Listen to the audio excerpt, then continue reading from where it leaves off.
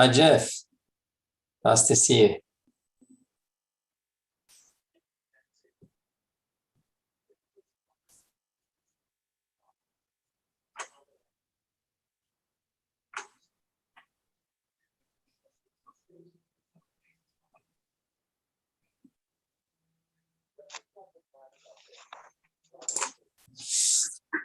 Okay, we've got a minute too. Wait for us to join, and I'll share the screen with you. So, hi, John. Hi, John.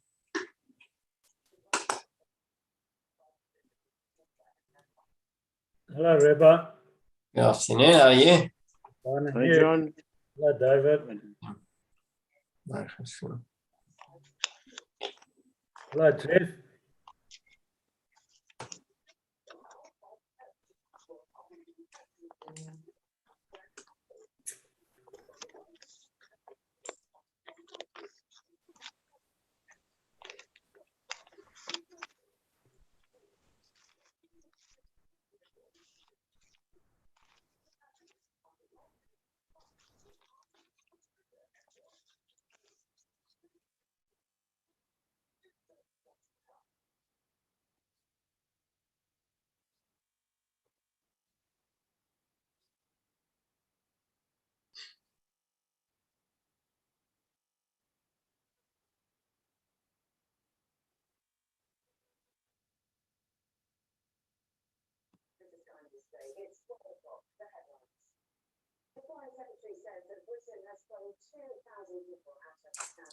Okay, we coming to the top of the hour. I think we should get started. So I'm going to share the screen.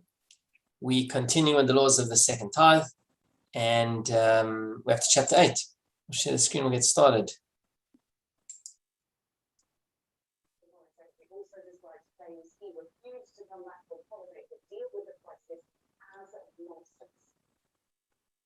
Also, as a new study suggests that protection for COVID vaccines would be Okay, can you see that? We got it. Yeah. And that's right. Beautiful. And just make it slightly larger, and I'm going to face this screen where I can read it, and we'll continue. So we're really picking up from where we left off yesterday, and that is what happens with the money or produce that you have transferred from Maaser Sheini. So if you had your produce, you sold it, now you got money, then now as the sanctity of Maaser Sheini, you now need to buy something that you're going to actually eat in Jerusalem with the conditions of Maaser Sheini. So here, the first halacha, he asks him about a particular scenario. He says, if a person used money from the second tithe, right, it's money that you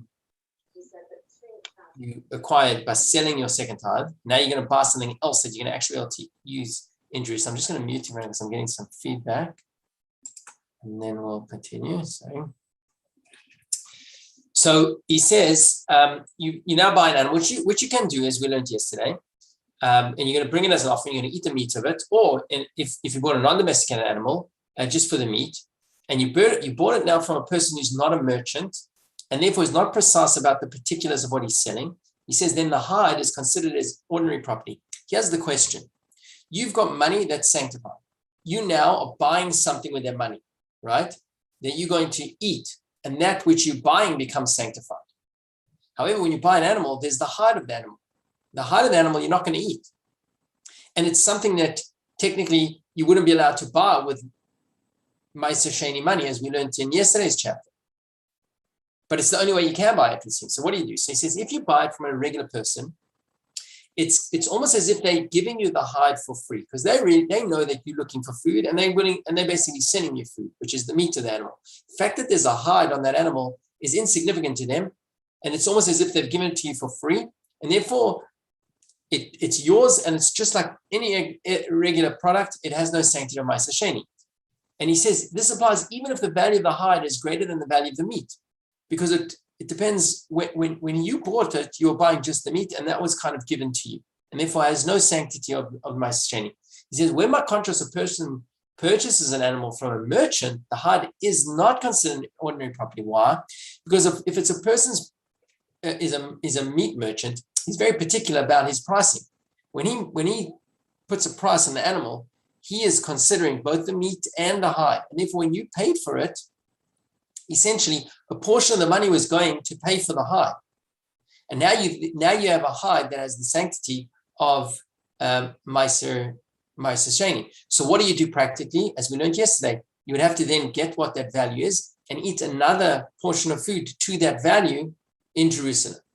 Right? That's how you fix it, along the lines of what we learned yesterday. Similar laws apply when a person purchases jugs of wine that are sealed.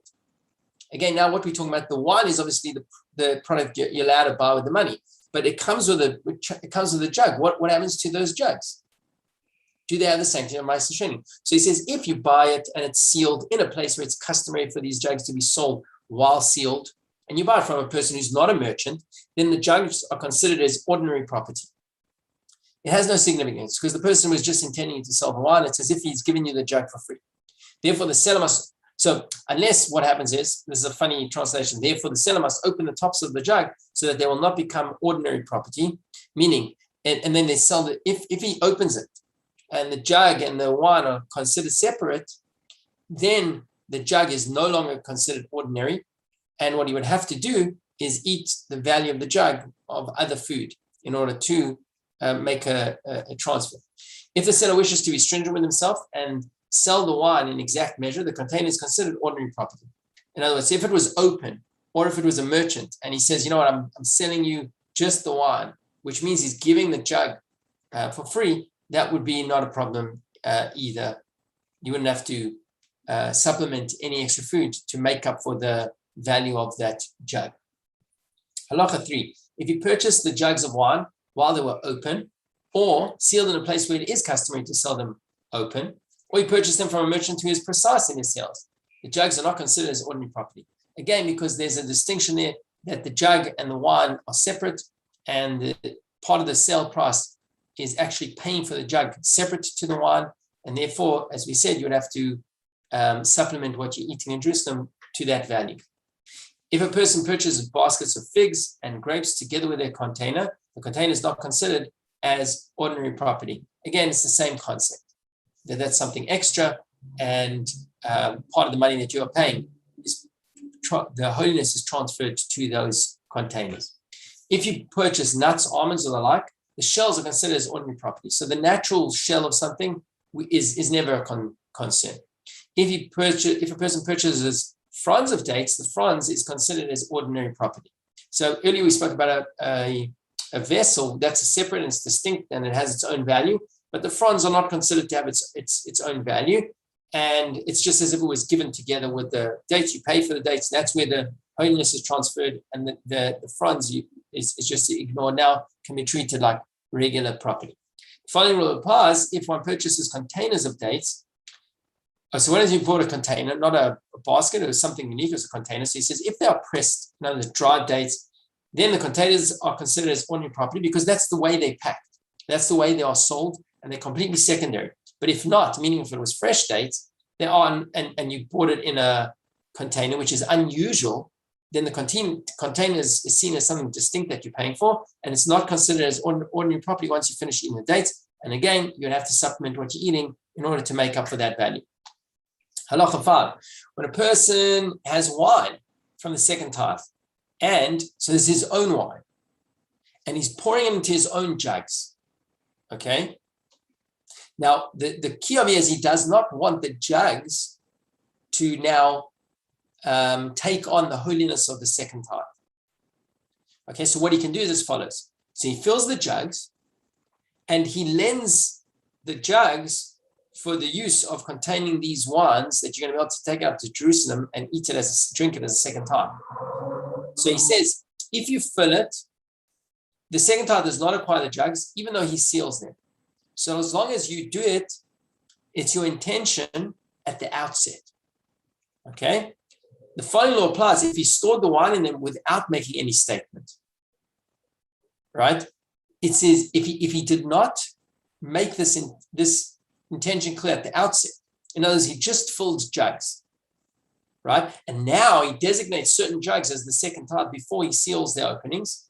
Then the second tithe does not acquire the jugs. But if he designated the jugs as the second tithes after he sealed the opening, the second tithes acquires the jugs. What it means is the holiness of the Maaser Sheini. If while they're still open, he said, so again, the first scenario is he pours the wine in with the initial intention. He says, I'm pouring this wine in to these jugs. The jugs are just a container for the wine, and the wine is my second tithe, not the jugs. That's fine, no problem. What happens if he filled the entire room of wine? He pressed a lot of grapes, he filled a whole load of jugs with wine without any particular intention. But now from those jugs, he's going to have to separate some of them as Maaser Sheini, right? So long as he has not sealed those jugs, he can do that, and the jugs remain regular, mundane, don't get the holiness of Maaser Sheini.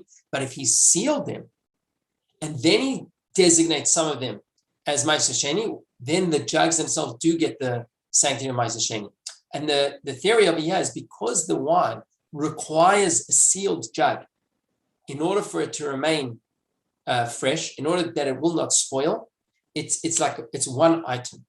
And therefore, if he did not initially express his intention that it's not going to take on the holiness, or at the very least, he didn't express his intention before he sealed it, he's only separating the second tithe once he sealed it, then it's going to take on that holiness.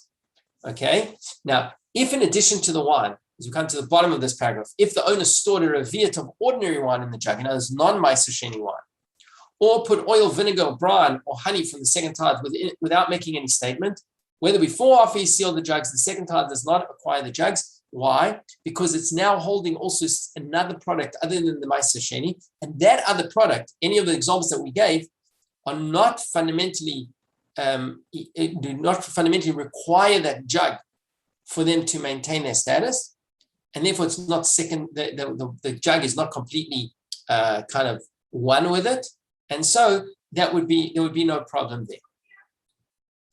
Okay, when a deer that was purchased with the money from the second tithe dies, so what do you do now, right? Because we learned right at the outset of this chapter that if you bought something from a non-merchant, non-professional merchant, like an animal, so you eat the meat, and then the hide just becomes profane, normal, mundane, no problem, you can use it, right? But what is if you bought it and you have not yet eaten the meat? So he says you got to bury it with its hide. Again, because up until that point, it's still one with the meat, and therefore you're not allowed to have benefit also from that hide. Right? The hide only becomes secondary when you show that it's secondary, when you've eaten what was primary, the meat, and it's left over.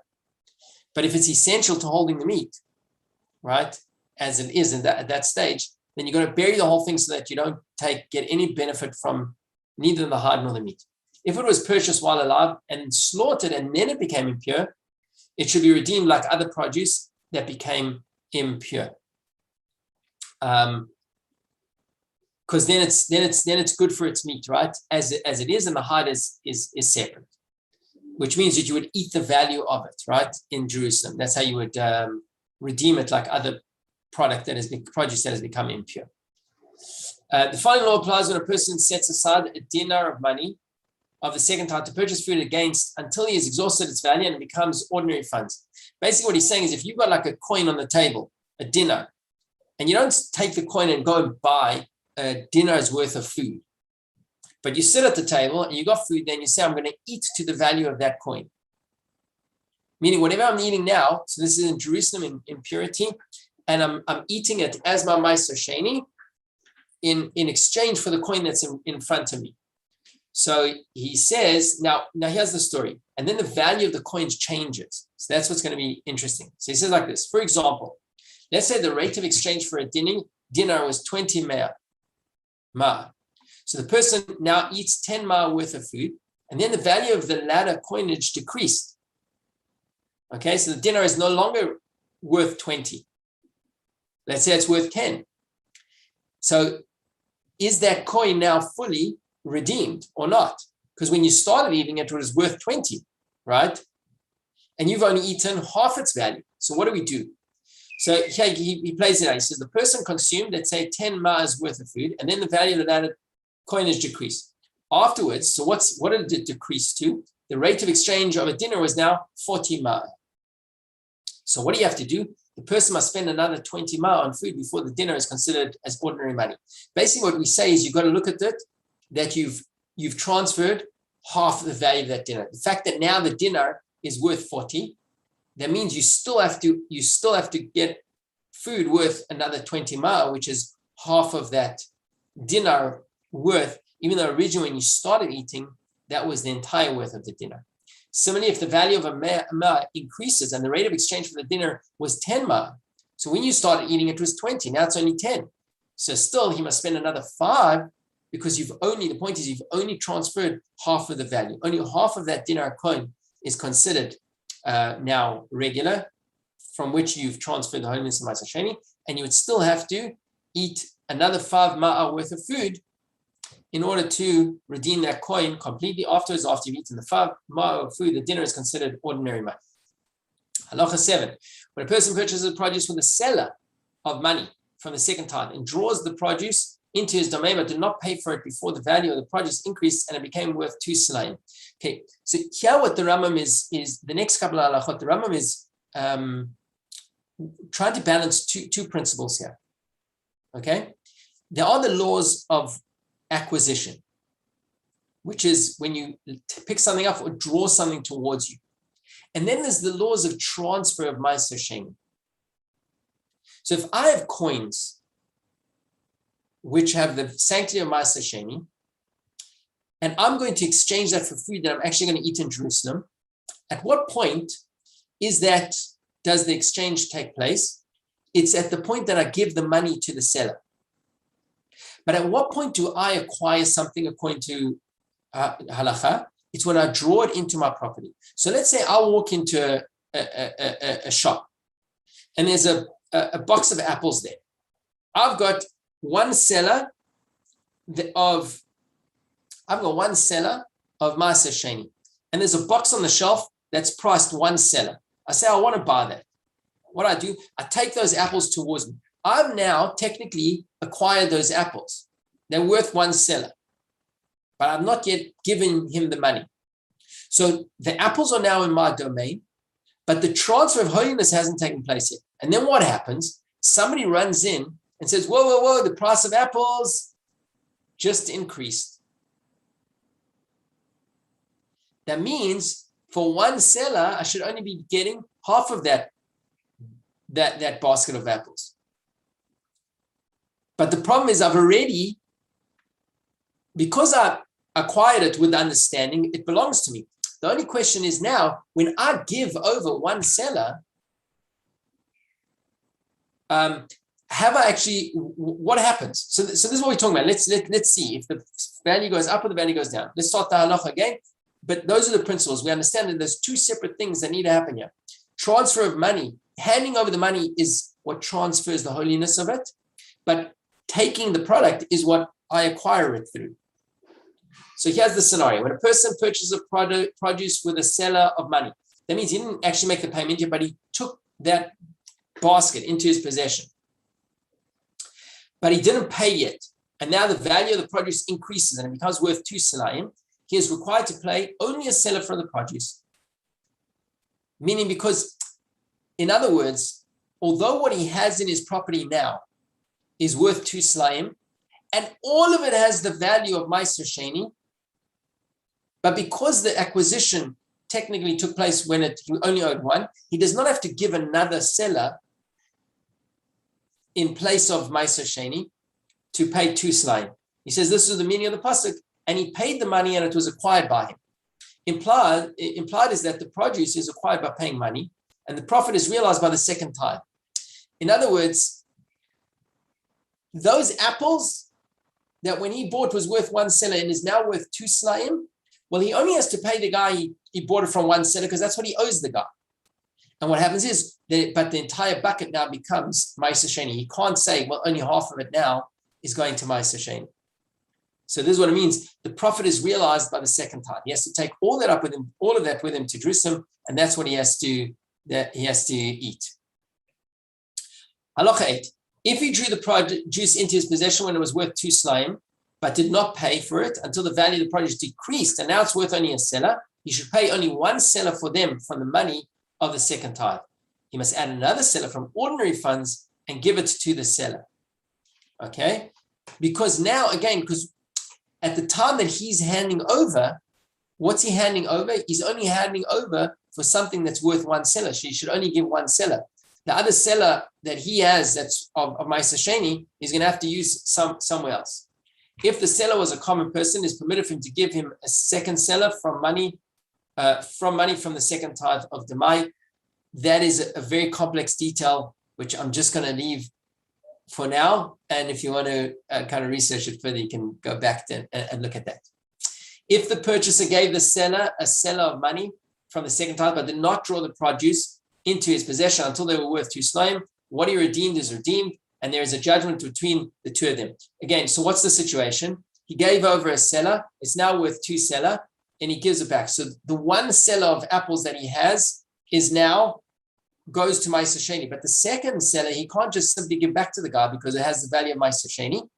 So they're going to have to now deal with that as a kind of monetary dispute, and the details of that are dealt with in the laws of buying and selling and acquisition.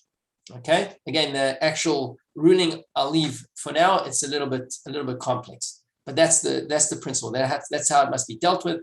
One seller worth is Maaser Sheini. The other seller worth, you can't just simply get back because it's got the value of Maaser Sheini, and they'll have to judge that as a kind of financial issue. Halacha 9. If the purchaser gave the seller 2 selaim of money from the second tithe, but did not draw the produce into his possession until its worth decreased to a seller, what he redeems is redeemed, and the attribute of judgment must be exiled between them. The rationale for these laws is that the redemption of the second tithe is like drawing it into possession. Again, this is a follow-on from the last scenario in Halacha 8. Halacha 10. If a person possessed ordinary produce in Jerusalem. Okay, see, here's the story, right? Usually, if you've got money of Maaser Sheini, you got to buy the stuff and then you got to eat it in Jerusalem. But what happens if the money and the product are not in the same place? That's what we're going to deal with over here. He says, if a person possessed ordinary produce in Jerusalem and money from the second tithes outside of Jerusalem, he may say, so he left his money somewhere down in Eilat or whatever it is, and now he's in Yerushalayim with fruit that's not Maaser Sheini. But that money that's he left at home, his wife now needs it to go and pay somebody or do something with it, just something mundane. What he can do is he can say, may the holiness of that money, he may say, the holiness of that money is transferred to this produce that he has with him in Jerusalem, and he can eat of that in a state of ritual purity as is necessary for eating the second tithe in Jerusalem, and the money becomes ordinary money in its location that it is. Similarly, Halacha 11, if one had money from the second tithe in Jerusalem, and produce outside of Jerusalem, you may say the holiness of this money is transferred to that produce. The money then becomes ordinary money, and the produce must then eventually be brought to Jerusalem and eaten there, right? Because obviously that can't be eaten outside of Jerusalem. For it is not necessary, the point that he's making in both these halachot is that it's not necessary that the money and the produce be in the same place when the holiness of the one is transferred to the other. Okay? As long as you know you're swapping the values, they don't have to actually be exchanged in the same place. And as you exchange the values, the holiness of the one will be transferred to the other. Halacha 12. When a person possesses money from the second tithe in Jerusalem, which he needs for other purposes. So first we spoke about if you've got product and you've got money, it's you making your own transfer. But now you've got a colleague who possesses ordinary produce that he desires to eat. He should tell his colleague. So he wants to eat it. Excuse me, and I've got money that is of Maaser Sheini, but I need the money for something else. So what I can do is I can say, let the holiness of this money be transferred onto your produce because they're in Jerusalem. Thus, that produce is considered as purchased with the money of the second tithe. The colleague shall then partake of them in a state of ritual purity, which he can do. And thus, he does not lose anything, and his money becomes as ordinary funds. Right? So you're sitting there, your friend has a bucket of apples and he wants to eat. That was regular mundane. But you've got money to the value of that bucket. That's Maaser Sheini, but you actually need cash. So you just say to him, says, let this saint of this money be transferred to those apples. As long as the person can eat, is a state of purity and can eat it as the requirements of Maaser Sheini dictate, then the money becomes ordinary and nobody loses anything. He says, when does the vow apply? When his friend who owns the produce is a chaver. A chaver means somebody who is knowledgeable in the laws, someone who's a little bit of a Talmud Chacham. For produce that is definitely of the second tithe may be given only to a chaver. Therefore, because right, you can't give produce that has the sanctity of a second tithe to an ignoramus, because maybe what's going to happen is they'll end up eating it not in a state of sanctity or outside of Jerusalem. So the same thing would be over here. You can only do this with somebody who understands the implications, that when you say I'm transferring it, that bucket of or basket of apples that eating has the sanctity of the second tithe. There must be somebody who understands the significance of that. So he'll follow through and eat it in the appropriate ways. Therefore, if the produce was the second tithe of Demai, he may make such a stipulation with a common person as well. This again is a little bit complicated, but remember, Demai is product that's uncertain whether or not the Maaser had been taken. If product is uncertain, you're not biblically mandated to separate a tithe, but you are rabbinically mandated to separate a second tithe. So if I have money, right, which is uncertain whether or not, it came from a product that was uncertain, it's only a rabbinic obligation that I redeem that and sanctify. So if that's the case, then you can make this transfer that we spoke about, even with someone who's a commoner, because if he does end up making a mistake, at least it's not a biblical transgression.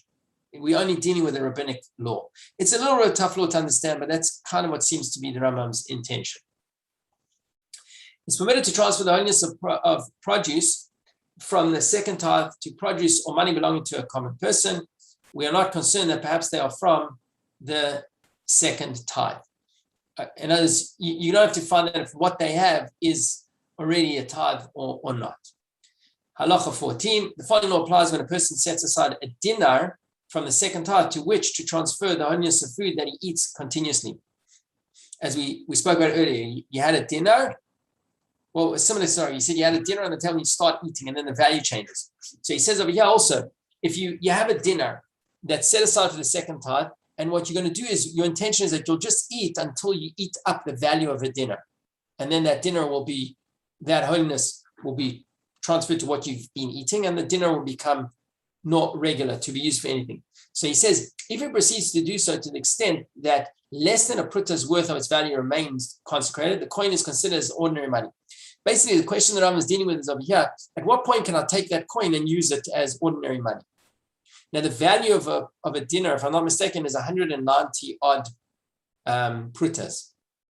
So he's saying, so once you've eaten up to 190, or within the 189 into the 90, I'm not sure that's precise, it might be 192. So once you've eaten into that final pruta, the coin is considered ordinary money.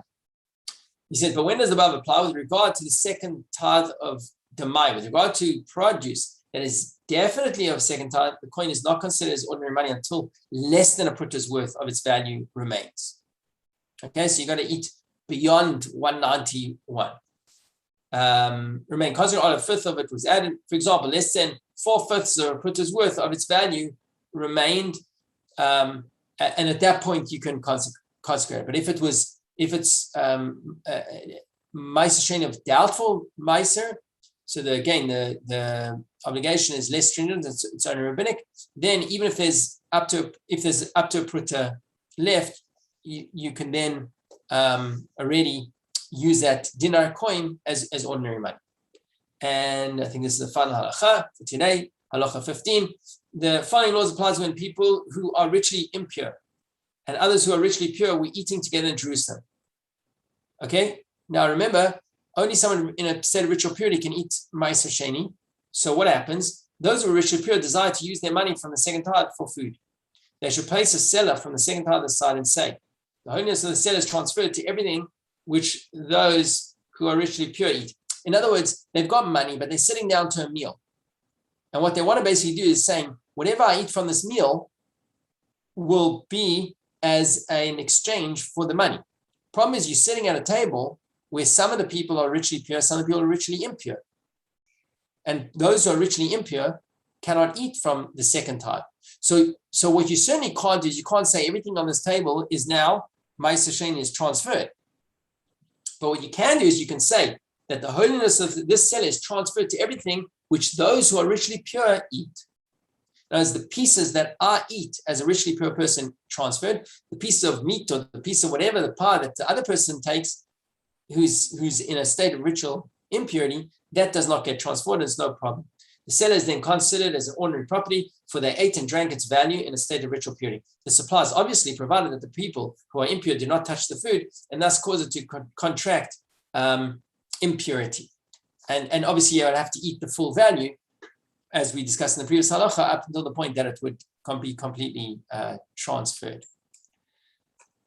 Okay, so that brings us to the conclusion of today. There's still some complex points over here, but I think most of the principles are pretty clear around these laws of what happens, what you do with your money that you have now has the status of Maaser Sheini because you sold your Maaser Sheini, what you can do with it, when and how you deal with that money and the product that you buy with it. Have I a question, please? Yes. The quiz. Sorry. Yes. Okay. I'll do that right after the question. I forgot. Okay. So I'm a farmer, and I'm just a single person for the sake, and I've got a very big amount of produce. So I've got a second tithe, which is worth a lot of money. I cash it in, and I've now got a wallet full of cash, and I'm off to Jerusalem. Now, the amount that I can eat is not that much. I've got money over. It's still second tithe money. So I'm not sure how you redeem that by, again, transferring value to somebody else. So I'm saying to somebody else, look, you've got to eat for second tithe. So let me give you some of my money and allow my money to become non-sanctified. I'm finding this concept very difficult. And the other, I think if I'm understanding your question, I think you gave the answer, because what you're basically saying is, I've got so much money in my wallet, I'm never going to be able to buy. If I spend it all on food, I'm never going to be able to eat that food. So what we're saying is, yes, you've got a friend who's got a meal in front of them. If they're willing to eat that meal under the conditions of second tithe, yes, you can say that the money transfers, and now that money, only in Jerusalem, right? You can do that. Then that money now becomes, once again, profane or mundane, and you can, because for the same reason, what you could have done, Ken, for the same thing you could have done is, let's say you had 1,000 rand, you can only eat 400 rands worth of food. You can go and spend 1,000 rand on food and invite friends who are ritually pure to eat with you. In fact, that was part of the idea. It's what brought people together and to give thanks together and community. And I presume it's value for value. Yes, it must be the value, and that's why we, like in some of these things, we're very particular. Like, you got to know what the value of what you're eating is. You can't. It's just not a random amount. Just say, okay, you eat, and I'm going to say that a 500 rand what in my wallet is now going to be become transferred and profane. No, it must be 500 rand worth of food. Yeah. Okay, got it. Thanks. I think Stephen had a question, and I'll share the screen for the quiz. Yeah. The produce of the Maaser Sheini, and if it's sold, it becomes money, Maaser Sheini, to purchase food in Jerusalem. The produce, I was understanding that the produce and the money can only be used in Jerusalem. But correct. So. No, what? 1 minute, 1 second. What? Just say that again. If you have Maaser Sheini produce, and can only be consumed in Jerusalem. That's the ideal, right? But if it's too much for you to carry, or you think it's not going to last there, so what you do is you sell it locally. You take the money. That what you've sold no longer has the sanctity of Maaser Sheini. Only the money that you're carrying has the sanctity of Maaser Sheini. And then, yes, ideally, you should really only be buying stuff in Jerusalem, right? We spoke about yesterday. Some things you can buy on the way. You got to be careful what you buy, and that's what we're talking about now. What do you buy? Where you buy it? How you buy it, and so on. But it's not necessary. I mean, it can be transferred outside of Jerusalem, and then it's not Maaser Sheini money anymore. Right. Once it's spent, it's not Maaser Sheini money anymore. What you purchase with it has the Maaser Sheini sanctity and must be consumed in Jerusalem. Right. In a state of purity. Okay, we'll quickly share the screen for a moment to go through the quiz, and we'll wrap it up with that. Okay, so here we have. Can you see that? Oh, it's not showing it. Hold on. Okay, now you should be able to see it. So question 1, if one uses Maaser Sheini funds to purchase an animal in order to slaughter and eat it, does the hide also take on the status of Maaser Sheini? The three options. Yes. Second option, if you purchase it from a merchant as opposed to an ordinary person, the hide takes on the status of Maaser Sheini. And third option, if you purchase from a merchant as opposed to an ordinary person, the hide does not take on the status of Maaser Sheini. What's the correct answer? How do you do this? I think number one. Number one. Number two, yeah, we talked about this. A learned person. First point. Well, in this case, as a merchant, right? Because he is concerned, that is correct, right? Because he is concerned about the value of every particular thing. That means when he sells it to you, he's actually divided the cost according to both the hide and the meat. So when you're paying for it, you're paying with Maaser Sheini money for that hide. What then do you do practically? Because you can't eat the hide, you eat other food to the value of the hide. Okay, very good. I love second question. Let me just make it a bit smaller and we can fit it on the screen here. If one lends his jugs to someone else to store his Maaser Sheini wine inside it, do the jugs become Maaser Sheini? No. Okay, right, because we know that because one can even lend himself, so to speak, jugs. That's the particular that we learned in the halacha. Okay, if one had Maaser Sheini funds outside of Jerusalem and ordinary produce in Jerusalem, can he transfer the holiness from the funds to the produce? Yes or no? Yes. Right. Yeah. Right, and that was the principle that they don't have to be in the same place, and vice versa. Also, you could do it.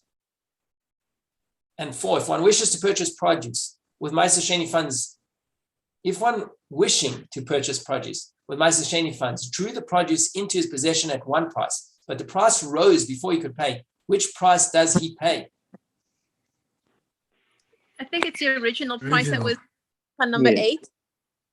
Correct. So it would be the original price, but then as we learned, depending on if they went up or down in value, you would have to kind of figure out what you do as far as making sure that there's a correct Maaser Sheini transfer taking place. Okay, well done. Excellent. Thanks, Rabbi. Thank you, Beautiful. Rabbi. Thank you, Thank you Rabbi. all. Thanks for the beautiful interaction as well, and we'll see you next week.